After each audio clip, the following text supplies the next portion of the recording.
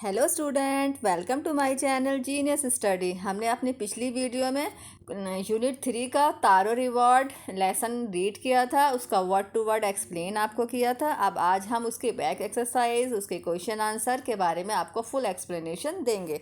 Okay, चलिए start करते हैं आज की वीडियो। टुडे टॉपिक है यूनिट 3 तारो रिवॉर्ड, इसके question answer. Okay, let's start it. Answer the following question. Question number 1, हमारा क्वेश्चन नंबर 1 है, why did Taro run in the direction of the stream. Taro ने stream stream मतलब होता है झरना, झरने की जो आवाज़ होती है उस डायरेक्शन में क्यों भागना शुरू किया। आंसर है इसका, Taro run in the direction of the stream because he was very thirsty. वो उस डायरेक्शन में इसलिए भाग रहा था क्योंकि वह बहुत ज़्यादा प्यासा था।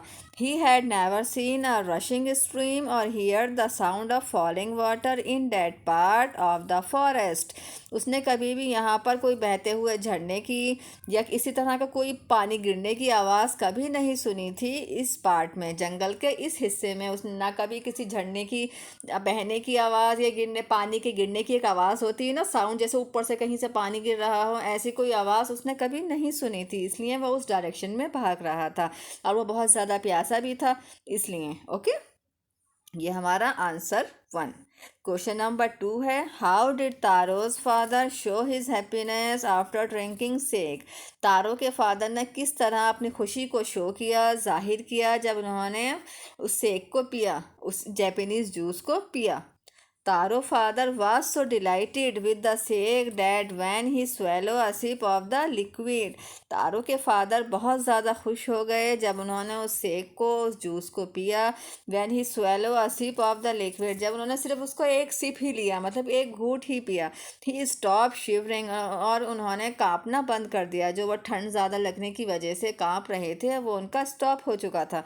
एंड बिकम एनर्जेटिक, उनके अंदर इतनी एनर्जी आ गई थी, वो इतने ज़्यादा वो हो गए थे, बहुत ज़्यादा एनर्जी से भर गए थे। And did a little dance in the middle of the floor, और उन्होंने खुशी की मारे, खुशी की वजह से डांस भी करना शुरू कर दिया था फ्लोर पर। ओके, मतलब वो उनको इतनी ज़्यादा खुशी महसूस हुई कि उन्होंने, एक तो कांपना, जो उन्हें सर्दी ज़्यादा लगती है तो कांपते हैं ना, तो उनका कांपना बंद हो गया था। उनके अंदर इतनी एनर्जी आ गई थी, इतनी फुर्ती आ गई थी कि उन्होंने बीच में ही उठ के डांस करना शुरू कर दिया। ओके, अब हमारा क्वेश्चन नंबर 3 है, why did the waterfall give Taro sake and others water. Waterfall सिर्फ तारो को ही वो सेक, वो जूस दे रहा था और दूसरों को सिर्फ पानी, ऐसा क्यों।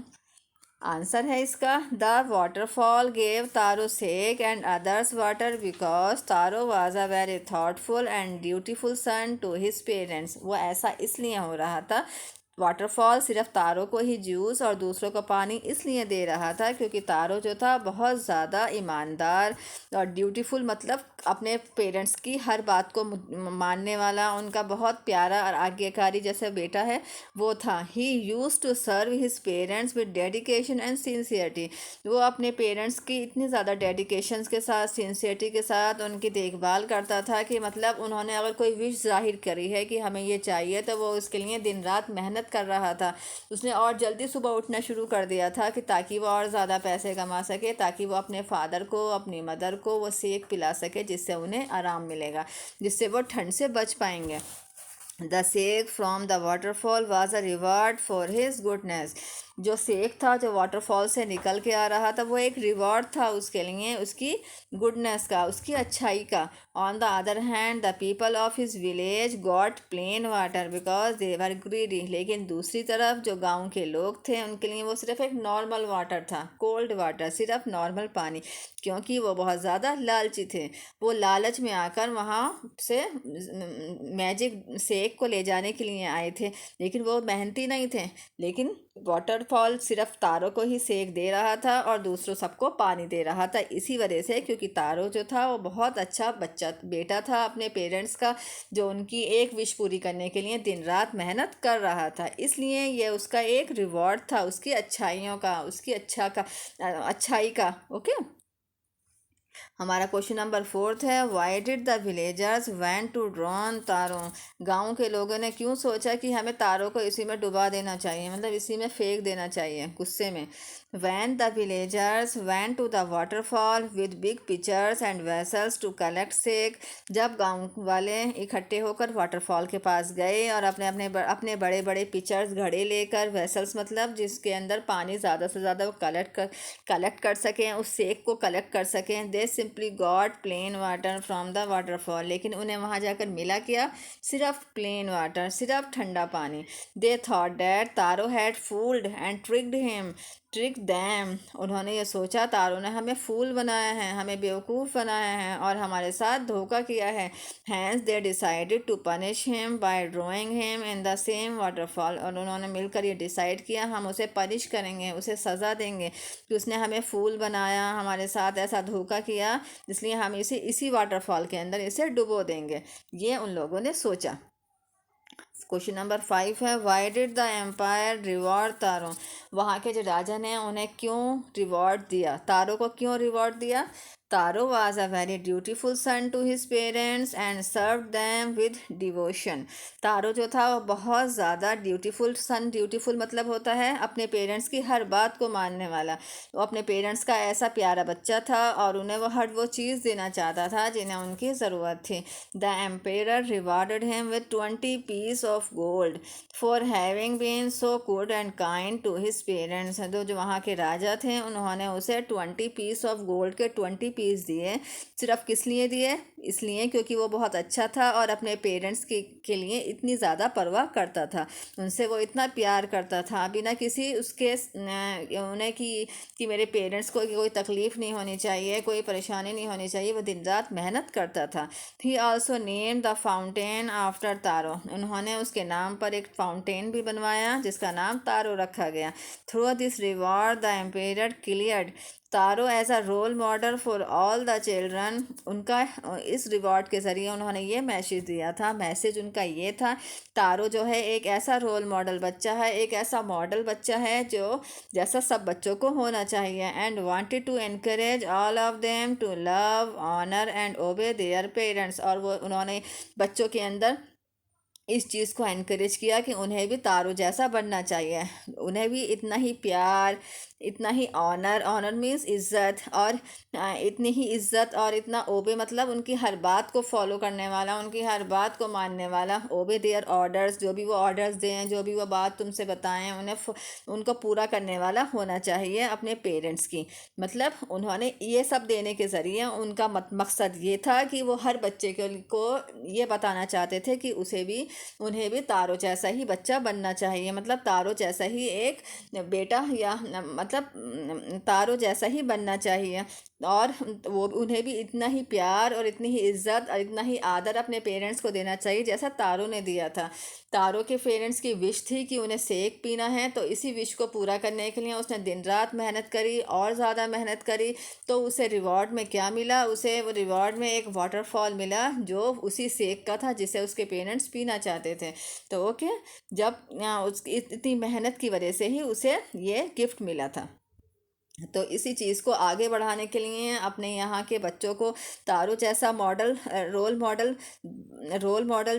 रोल मॉडल बनाने के लिए उन्होंने ये वहाँ के राजा ने ये रिवॉर्ड तारों को दिया था, ताकि वहाँ के सब बच्चे ऐसे ही तारों जैसे बने, अपने पेरेंट्स की इतनी ही इज्जत करें, उन्हें इतना ही मान दें, सम्मान दें और उनका ऐसे ही आदर करें। ओके, ये हमारा क्वेश्चन नंबर ए कंप्लीट होता है। हमारा क्वेश्चन नंबर बी, इसका 1 है, this made taro sadder than ever, ये सुनकर तारो और ज़्यादा उदास हो गया। दिस रेफर्स टू, हमें ये लाइन बतानी है कि कौन सी बात से वो और ज़्यादा उदास हो गया था। 1 नंबर पे है, a strong wind that began to blow, ठंडी ठंडी हवाएं चलनी शुरू हो गई थी। सेकंड है, तारो फादर ओल्ड एज, तारो के फादर बहुत ज़्यादा बूढ़े हो गए थे। तीसरा है, Taro inability to buy expensive sake for his father, Taro जो था इस लायक नहीं था कि वो अपने फादर के लिए वो एक्सपेंसिव सेक लेकर आ सके। इन तीनों में से कोई एक करेक्ट है। मेक द राइट वन पे आपने टिक करना है। तो हमारा आंसर है इसका, this made sadder Taro sadder than ever, this refer to answer, इसका है थर्ड वाला correct. Taro inability to buy expensive sake for his parents father and mother, Taro की इन एबिलिटी, वो नहीं ख़रीद पा रहा था इतना महंगा expensive sake for his father, तो ये इसका करेक्ट आंसर है। ओके, ये हमारा वन कंप्लीट। सेकंड वाला देखते हैं। This said the empire was to encourage all children to honour and obey their parents, ये वाली लाइंस में से बताना है जो वहाँ के राजा ने कही थी। वो ये इनकरेज करना चाह रहे थे अपने यहाँ के सभी बच्चों को कि उन्हें भी ऐसी ही इज्जत और ऐसा ही प्यार मान सम्मान अपने पेरेंट्स को देना चाहिए। दिस रेफर्स टू, दिस यहाँ पर किसके लिए कहा गया है? दिस अब हमें देखना है, 3 पॉइंट्स दिए हुए हैं, इनमें से कौन सा करेक्ट है। 1 नंबर पे है the most beautiful fountain in the city, city के अंदर बहुत ब्यूटीफुल फाउंटेन बनाया गया। दूसरा है rewarding Taro with gold and giving the fountain his name, Taro को रिवार्ड दिया गया गोल्ड का और साथ में उसके नाम का उसे एक फाउंटेन भी दिया गया। तीसरा है sending for Taro to hear his story, Taro की स्टोरी सुनने के बाद उसे ये दिया गया था। ये हमारे 1 2 3 हैं, जिसके अंदर से कौन सा करेक्ट है? इसका आंसर है this refer to answer number 2, rewarding Taro with gold and giving the fountain his name, Taro को रिवार्ड में गोल्ड दिया गया और उसके नाम का एक फाउंटेन बनाया गया। इस तरह से ये वाला काम करके उन्होंने वहाँ के राजा ने इनकरेज किया ऑल चिल्ड्रंस को to honour and obey their parents, ये वाला काम करने से उन्होंने वहाँ के चिल्ड्रंस को इनकरेज किया, आगे बढ़ने के लिए प्रेरित किया कि उन्हें भी ऐसा ही प्यार ऐसी ही इज्जत अपने पेरेंट्स को देनी चाहिए। ओके, ये हमारा 2 कंप्लीट होता है। हमारा क्वेश्चन नंबर 3 है मार्क द राइट आइटम, इनमें से 3 ऑप्शंस दिए हुए हैं, कोई भी 1, आपने सिर्फ 1 पे टिक करना है। ओके, 1 वाला है Taro earned very little money because, Taro बहुत कम पैसे कमाता था क्योंकि he did not work hard enough, वो बहुत ज़्यादा मेहनत नहीं कर पा रहा था। दूसरा है the villagers did not need would, गांव के लोगों को लकड़ी की ज़रूरत नहीं थी। या थर्ड है the price of wood was very लो, जो लकड़ी का जो प्राइस था वो बहुत ज़्यादा कम था। इसमें हमारा करेक्ट आंसर है थर्ड वाला, जिस पर ग्रीन से टिक किया गया है। Taro earned very little money because the price of wood was very low, क्योंकि जो वुड के प्राइस थे वो बहुत कम थे। ओके, हमारा सेकंड है Taro decided to earn extra money, Taro ने डिसाइड किया कि वह और ज़्यादा पैसे कमाएगा। इसका 1 नंबर पे है to live a more comfortable life, अपनी ज़िंदगी को बेहतर बनाने के लिए, कंफर्टेबल बनाने के लिए। दूसरा है to buy his old father some sake, अपने फादर के लिए कुछ सेक खरीदने के लिए, मतलब वो जूस, जापानीज़ जूस खरीदने के लिए। या थर्ड है to repair the crack in the hut, जो हट के अंदर क्रैक आ गया था, जो हट टूट गई थी साइड से, उसको सही कराने के लिए। उसने क्यों डिसाइड किया था कि वो ज़्यादा पैसे कमाएगा? तो आंसर है इसका second, to buy his old father some sake, ताकि वो अपने बूढ़े पापा के लिए वो सेक खरीद सके। ओके, तो 2 वाला इज करेक्ट आंसर। हमारा थर्ड है the neighbour left Taro hut in a hurry because, जो वो पड़ोसी आई थी तारो की हट में, वो जल्दी जल्दी में क्यों चली गई वहाँ से? इसका 1 नंबर पे है she was dilated with the drink, वो खुश हो गई थी उस ड्रिंक को पीते ही। या सेकंड है she was astonished to hear Taro's story, बहुत ज़्यादा जल गई थी, मतलब उसे बहुत ज़्यादा जलन महसूस हुई थी तारो की स्टोरी सुनकर। या थर्ड है she wanted to tell the whole village about the waterfall, वो सारे गांव के लोगों को इस स्टोरी के, जो वाटरफॉल की स्टोरी थी उसके बारे में बताना चाहती थी। तो इसका करेक्ट आंसर है थर्ड वाला, the neighbour left Taro hut in a hurry because she wanted to tell the whole village about the waterfall, वो अपने गांव के सभी गांव वालों को उस वाटरफॉल के बारे में बताना चाहती थी, इसीलिए वो जल्दी जल्दी में तारो की झोपड़ी से निकलकर भाग गई। ओके, वहाँ से चली गई। ओके, ये हमारे MCQ टाइप क्वेश्चन है, जिसमें आपको 3 ऑप्शन दिए हुए हैं, उसमें करेक्ट इनमें से आपने चूज़ करना है। जिस पे ग्रीन कलर से टिक हुए हैं वो इनके राइट आंसर हैं। Okay, question number D, fill in the blanks with words from the box. यहाँ पर ये स्टोरी को शॉर्ट में दिया हुआ है, हमने यहाँ इनके वर्ड्स जो यहाँ मिसिंग हैं वो इसके अंदर फिलअप करने हैं। ओके, चलिए देखते हैं। A dash woodcutter lived on a dash hillside. यहाँ पर क्या आएगा, इसका आंसर नीचे दिए हुए हैं। A young woodcutter lived on a lonely hill side.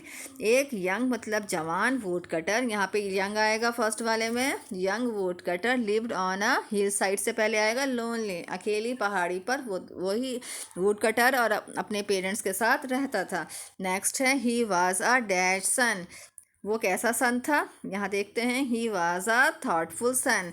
वो बहुत ज़्यादा थॉटफुल था, वो अपने पेरेंट्स के बारे में बहुत ज़्यादा सोचता था। आगे है हु वर्कड डैश। वो कैसा काम करता था, यहाँ है हु वर्कड हार्ड। वो बहुत ज़्यादा मेहनत करता था। And but earned dash money. पर वो कमाता पैसे बहुत लिटिल, लिटिल मतलब बहुत कम पैसे कमाता था। वो मेहनत बहुत ज़्यादा करता था लेकिन उसे पैसे बहुत कम मिलते थे। तो मनी से पहले यहाँ पर आएगा little money. One day he saw a. उसने क्या देखा, he saw a beautiful waterfall. उसने एक खूबसूरत सा वाटरफॉल देखा। Hidden behind a rock. He tasted the water and found it. उसने उसे पानी को पिया और क्या पाया, इट फाउंड इट डिलीशियस। कि ये बहुत बहुत अच्छा है, मतलब बहुत ज़्यादा डिलीशियस है। ये एक छोटी सी स्टोरी है, इसी की समरी है, हाफ समरी।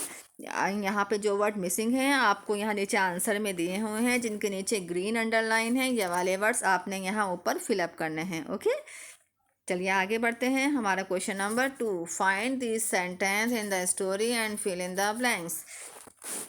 हमें यहाँ पर वर्ड्स मिसिंग हैं, वो इसके अंदर कंप्लीट करने हैं। अब हम बताते हैं। इसके अंदर 1 है, this made taro dash then ever. ये वाली लाइन्स स्टोरी के अंदर आई हैं, हमें इन्हें फिलअप करना है।